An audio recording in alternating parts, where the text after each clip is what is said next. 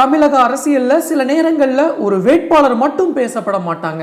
அவங்கள சுற்றி ஒரு உணர்ச்சி, ஒரு எதிர்பார்ப்பு, ஒரு மாற்றத்தின் கதை உருவாகும்னே சொல்லலாம். கொங்கு மண்டலத்தின் அரசியல் இதயமாக கருதப்படும் மொடக்குறிச்சி தொகுதியிலும் தற்போது பார்த்தீங்கன்னா அப்படிப்பட்ட ஒரு பெயர் தான் பேசப்பட்டு வருது. அந்த பெயர் தான் கிருத்திகா சிவகுமார். அரசியல் அப்படிங்கிறது வெறும் பதவிக்கான போட்டி மட்டும் இல்லைங்க, அது மக்களின் வாழ்க்கையை மாற்றும் மிகப்பெரிய பொறுப்புனே சொல்லலாம். அந்த பொறுப்பை ஒரு பெண் தைரியமாக ஏற்று அரசியல் களத்தில் கால் வைக்கும் போது மக்கள் அவங்கள சாதாரண வேட்பாளராக பார்க்க மாட்டாங்க, ஒரு சிங்கப்பெண்ணாகத்தான் பார்க்க தொடங்குவாங்க. 2026 சட்டப்பேரவை தேர்தலை முன்னிட்டு பாரதிய ஜனதா பார்ட்டி சார்பில் மொடக்குறிச்சி தொகுதியில் களமிறங்கியுள்ள கிருத்திகா சிவகுமார் இன்று கொங்கு மண்டல அரசியல்ல அதிகமாக பேசப்படும் புதிய தலைமுறை பெண் முகமாக மாறியிருக்கிறாங்க. கல்வி, சமூக சேவை, மருத்துவ முகாம்கள், பெண்கள் முன்னேற்றம் போன்ற பல சமூக செயல்பாடுகளில் ஈடுபட்டு வந்தவர் அரசியல் களத்தில் கால் வைத்திருப்பதால இந்த தேர்தல் வெறும் வாக்கு போட்டியாக மட்டும் இல்லாம புதிய தலைமுறை அரசியல் வருகிறதா என்ற கேள்வியையும் எழுப்பியிருக்குங்க. பல ஆண்டுகளாக கடுமையான அரசியல் போட்டி நடந்து வரும் மொடக்குறிச்சி தொகுதியில் ஒரு பெண் வேட்பாளர் தைரியமாக களம் இறங்கியிருப்பது அந்த தொகுதியின் அரசியல் கதையை இன்னும் சுவாரஸ்யமாக மாற்றிருக்குன்னே சொல்லலாங்க. ஒரு சாதாரண குடும்பத்தின் கனவுகளை பிரதிநிதிப்படுத்துவதும் இந்த புதிய அரசியல் முகம் உண்மையில மக்களின் நம்பிக்கையை வெல்ல போகிறதா? ஒரு பெண் அரசியலில் எழும்போது அந்த தொகுதியின் அரசியல் எப்படி மாறும்? நாம இன்னைக்கு இந்த வீடியோல மொடக்குறிச்சி தொகுதியின் முழு அரசியல் வரலாறு, அந்த தொகுதியின் சமூக அமைப்பு, தேர்தல் தரவுகள், கேஸ் ஸ்டடிகள் அண்ட் ஆல்சோ கிருத்திகா சிவகுமார் என்ற சிங்கப்பெண் அரசியல் பயணம் ஆகிய அனைத்தையுமே ஆழமாக பார்க்க போறோம். சப்போஸ் இப்போதான் ஃபர்ஸ்ட் டைம் நம்ம சேனலுக்கு வரீங்க அப்படின்னா மறக்காம நம்ம சேனலை சப்ஸ்கிரைப் பண்ணிருங்க, கூட பெல் ஐகானை கிளிக் பண்ணுங்க. அப்படின்னா தான் இது மாதிரி இன்ஃபர்மேட்டிவ் வீடியோ உங்களால் ரெகுலராக பார்க்க முடியுங்க. வாங்க வீடியோக்குள்ள போகலாம். தமிழ்நாட்டின் அரசியல் வரைபடத்தில் காங்கேயம் பகுதி, அதாவது கொங்கு பெல்ட், எப்பவுமே மிகவும் முக்கியமான தேர்தல் போர்க்களமாக பார்க்கப்படுதுங்க. அந்த பகுதிக்குள்ள வரும் முக்கியமான தொகுதிகளில் ஒன்று தான் மொடக்குறிச்சி அசம்பிளி கான்ஸ்டிடியூயன்சி. ஈரோடு மாவட்டத்தில் அமைந்துள்ள இந்த தொகுதி 1951 முதல் சட்டப்பேரவை தொகுதியாக இருந்து வருது. அண்ட் ஆல்சோ இது ஈரோடு லோக்சபா கான்ஸ்டிடியூயன்சி உட்பகுதியாகவும் பார்க்கப்படுது. இந்த தொகுதியில் பார்த்தீங்கன்னா விவசாய பொருளாதாரத்தை மையமாக கொண்டதுனே சொல்லலாங்க. இங்கு நெல், மஞ்சள், கரும்பு, பால் உற்பத்தி, பால் கூட்டுறவுகள், விவசாய வர்த்தகர்கள் போன்றவர்கள் வாக்கு வங்கி அமைப்பில் முக்கிய பங்கு வகிக்கிறாங்க அப்படின்னு சொன்னால் அது மிகையாகாது.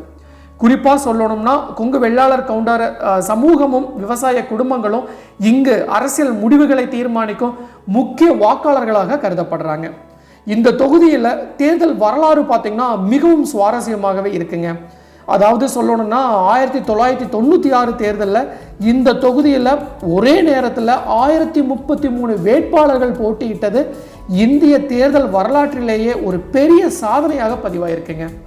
அதன் பிறகு பார்த்தீங்கன்னா இது போன்ற நிலை ஏற்படாமல் இருக்க தேர்தல் ஆணையம் டெபாசிட் தொகையை அதிகரிச்சாங்க. கடந்த தேர்தல்களை பார்த்தா இந்த தொகுதியில் பல கட்சிகளும் மாறி மாறி வெற்றி கொடுத்த ஸ்விங் தொகுதி என அரசியல் ஆய்வாளர்கள் கூறுறாங்க. 2021 தேர்தலில் இந்த தொகுதியில் பாரதிய ஜனதா பார்ட்டி வேட்பாளர் டாக்டர் சி சரஸ்வதி அவர்கள் வெறும் 281 வாக்கு வித்தியாசத்தில் வெற்றி பெற்று அனைவரையும் ஆச்சரியப்படுத்தினாங்க. இப்போ பார்த்தீங்கன்னா 2026 தேர்தலை முன்னிட்டு இந்த தொகுதி மீண்டும் பெரிய அரசியல் கவனத்தை ஈர்த்திருக்குன்னே சொல்லலாங்க. இந்த தேர்தலில் பிஜேபி சார்பில் போட்டியிடும் வேட்பாளர் கிருத்திகா சிவகுமார். இவங்க பார்த்தீங்கன்னா சமூக பணிகளில் ஈடுபட்டுள்ள தொழில் முனைவோராகவும் கல்வி மற்றும் மருத்துவத்துறைகளில் நிர்வாக அனுபவம் பெற்றவராகவும் அறியப்படுறாங்க. மேலும் பார்த்தீங்கன்னா இவங்க முந்தைய எம்எல்ஏ டாக்டர் சரஸ்வதியின் மருமகளாகவும் இருக்காங்க. கல்வி, மருத்துவம் அண்ட் ஆல்சோ சமூக சேவை தொடர்பான நிறுவனங்களில் நிர்வாக பொறுப்புகள் வகித்ததுடன் the Indian public school TIPS, CK medical centre hospital, Aram charity foundation போன்ற அமைப்புகளுடன் இணைந்து சமூக பணிகளில் ஈடுபட்டதாக கூறப்படுது. ஸோ கிருத்திகா சிவகுமார் கொங்கு மண்டலத்தில் சமூக சேவையில் ஈடுபட்டு வரும் புதிய தலைமுறை பெண் அரசியல் முகமாக பார்க்கப்படுறாங்க. ஸோ இவங்க கல்வி, மருத்துவம் அண்ட் ஆல்சோ சமூக சேவை துறைகளில் அனுபவம் கொண்டவர். பல கல்வி நிறுவனங்கள் அண்ட் ஆல்சோ மருத்துவ அமைப்புகளின் நிர்வாக பணிகளில் ஈடுபட்டு சமூக சேவைகளை மேற்கொண்டிருக்கிறாங்க. குறிப்பாக பார்த்தீங்கன்னா கிராமப்புற மாணவர்களுக்கு கல்வி உதவித்தொகை, மருத்துவ முகாம்கள், பெண்கள் சுய உதவி குழுக்களுக்கு ஊக்குவிப்பு போன்ற நடவடிக்கைகளில் ஈடுபட்டதாக அவங்கள ஆதரிப்பவர்கள் கூறுறாங்க. இன்னும் பார்த்தீங்க அப்படின்னா அவர் அரசியல் ரீதியாகவும் ஒரு பெண் ஒரு முக்கிய குடும்ப பின்னணியில் இருந்து வராங்க. மொடக்குறிச்சி தொகுதியின் தற்போதைய எம்எல்ஏ அண்ட் ஆல்சோ மருத்துவராக அறியப்படும் டாக்டர் சி சரஸ்வதி மருமலாக இருக்கும் இவங்க அந்த தொகுதியில் அவருக்கு ஒரு வலுவான அரசியல் ஆதரவு வலையமைப்பு இருப்பதாக கூறப்படுது. கிருத்திகா சிவகுமார் அவங்க இதை பற்றி பேசும்போது அவரை ஆதரிப்பவர்கள் சிங்கப்பெண் என்று குறிப்பிடுவது அதிகமாக காணப்படுது அப்படின்னே சொல்லப்படுது. ஸோ காரணம் என்ன அப்படின்னா அவங்க பெண்கள் முன்னேற்றம், கல்வி மற்றும் சமூக சேவைகளை ஈடுபட்டுள்ளதையோ புதிய தலைமுறை அரசியலை பிரதிநிதிப்படுத்துவதாகவும் அவங்க கூறுறாங்க. ஒரு உதாரணமாக பார்த்தீங்க அப்படின்னா மொடக்குறிச்சி பகுதியில் பல கிராமங்களில் நடைபெற்ற மருத்துவ முகாம்கள் அண்ட் ஆல்சோ கல்வி உதவி தொகை திட்டங்களில் அவர் நேரடியாக கலந்து கொண்டு மக்களுடன் தொடர்பு கொண்டதாக உள்ளூர் அரசியல் வட்டாரங்கள் பேசப்படுதுங்க. அரசியல் ஆய்வாளர்கள் கூறுவது என்னன்னா, கொங்கு பெல்ட் பகுதியில் பெண்களுடைய வாக்காளர்களுடைய எண்ணிக்கை அதிகமாக இருப்பதால் பெண்கள் வேட்பாளர்கள் மீது அதிக கவனம் செலுத்தப்படுது அப்படின்ட்டு மக்கள் அனைவருமே தெரிவிக்கிறாங்க. அந்த நிலையில தான் கிருத்திகா சிவகுமார் போன்ற புதிய தலைமுறை பெண் வேட்பாளர் களம் இறங்குவது தேர்தல் அரசியல்ல ஒரு முக்கிய மாற்றமாக பார்க்கப்படுதுங்க. இதுக்கு ஒரு கேஸ் ஸ்டடி போல எடுத்துக்கிட்டா என்னன்னு சொல்லலாம் அப்படின்னா, 2021 தேர்தலில் பிஜேபி வேட்பாளர் டாக்டர் சரஸ்வதி அவங்க வெற்றி பெற்றது அந்த கட்சியுடைய கொங்கு பெல்ட் வளர்ச்சியை காட்டிய ஒரு முக்கிய அரசியல் சம்பவமாக இருந்துச்சுன்னே சொல்லலாங்க. இப்போ பார்த்தீங்கன்னா 2026 தேர்தலில் கிருத்திகா சிவகுமார் அவங்க களம் இறங்கி இருப்பதால அந்த ஆதரவை மேலும் விரிவுபடுத்த முயற்சி நடக்கிறது என்று அரசியல் விமர்சனங்கள் கூறுறாங்க. மொடக்குறிச்சி தொகுதியின் வாக்காளர்கள் பெரும்பாலும் விவசாயம், சிறு தொழில், பால் உற்பத்தி போன்ற துறைகளில் ஈடுபட்டிருப்பதால அவர்களின் முக்கிய பிரச்சனைகள் நீர் மேலாண்மை, விவசாய ஆதரவு, சாலை மற்றும் கல்வி வசதிகள் போன்றவை தான் இருக்கு. இந்த பிரச்சனைகளை மையமாக வச்சு தேர்தல் பிரச்சாரம் நடைபெறுதுங்க. ஸோ எனவே தான் 2026 தேர்தலில் மொடக்குறிச்சி தொகுதி மீண்டும் கடுமையான அரசியல் போட்டியை சந்திக்கிறது. இந்த போட்டியில் கிருத்திகா சிவகுமார் போன்ற புதிய தலைமுறை பெண் வேட்பாளர்கள் களம் இறங்கி இருப்பதால் அந்த தொகுதி தமிழக அரசியலில் மிகுந்த கவனத்தை ஈர்த்திருக்குன்னே சொல்லலாம். ஸோ அதனால தான் ஒரு சிங்கப்பெண் அரசியலுக்கு வரும்போது அந்த அரசியல் எப்படி மாறும் என்ற கேள்வி இப்போ மொடக்குறிச்சி தொகுதி அரசியலில் பெரிய விவாதமாகவே மாறி இருக்குங்க. இன்னும் குறிப்பாக சொல்லணும்னா இந்த தொகுதியில் அரசியல் தன்மையை புரிந்து கொள்வது ரொம்ப முக்கியங்க. இங்க தேர்தல் முடிவுகளை தீர்மானிப்பதில் 3 முக்கிய காரணிகள் மிகவும் பங்களிக்குது. ஒன்று விவசாய நீர் மேலாண்மை, இரண்டாவது நில பொருளாதாரம், மூன்றாவது சமூக சமநிலை.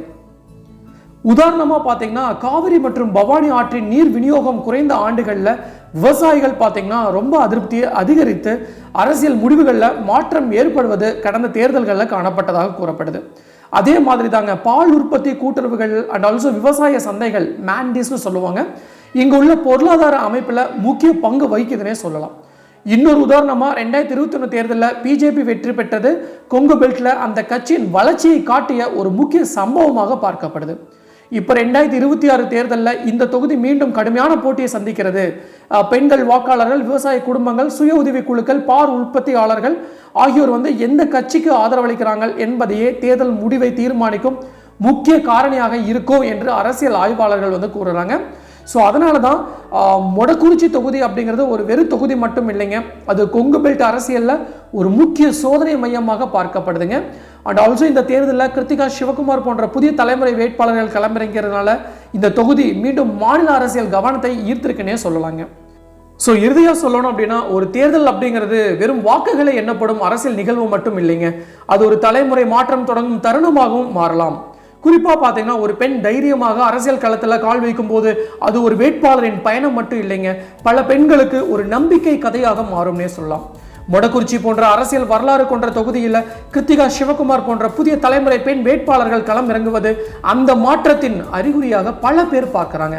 பல ஆண்டுகளாக விவசாயம், சமூக சமநிலை, உள்ளூர் வளர்ச்சி போன்ற பிரச்சனைகளை மையமாக கொண்ட இந்த தொகுதி அரசியலில் இப்போ ஒரு புதிய கேள்வி எழுதுங்க.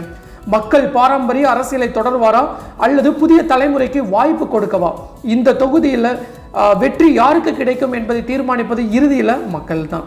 ஆனால் ஒரு விஷயம் மட்டும் உறுதிங்க, அரசியல் என்பது அதிகாரத்தின் மேடை மட்டும் இல்லைங்க, அது மக்களின் நம்பிக்கையை சுமக்கும் பொறுப்புனே சொல்லலாம். அந்த பொறுப்பை தைரியமாக ஏற்ற ஒரு பெண், அரசியல் மேடையில் நிற்கும் போது பலர் அவங்கள சிங்கப்பெண் என்று அழைப்பது சாதாரணமா இல்லைங்க. அது ஒரு எதிர்பார்ப்பின் சின்னம். அந்த எதிர்பார்ப்பை உண்மையாக்க மொடக்குறிச்சி அரசியல்ல புதிய அத்தியாயத்தை எழுத போகிறாங்க என்பதை தான் காலமும் மக்களின் தீர்ப்பும் தான் சொல்ல போகுது. ஸோ எது எப்படியோ நிச்சயமா கிருத்திகா சிவகுமார் அவங்க ஒரு உண்மையிலேயே ஒரு சிங்கப்பெண்ணாக தான் இருக்காங்க. அவங்க மொடக்குறிச்சி தொகுதியில் வெற்றி பெற எனது வாழ்த்துக்கள். ஸோ மீண்டும் இன்னொரு நாள் இது மாதிரி சுவாரஸ்யமான இன்ஃபர்மேட்டிவ் வீடியோவுடன் உங்களை சந்திக்கும் வரை உங்களிடமிருந்து விடைபெறுவது உங்கள் மஞ்சள் மாநகர மைந்தன் சிவா.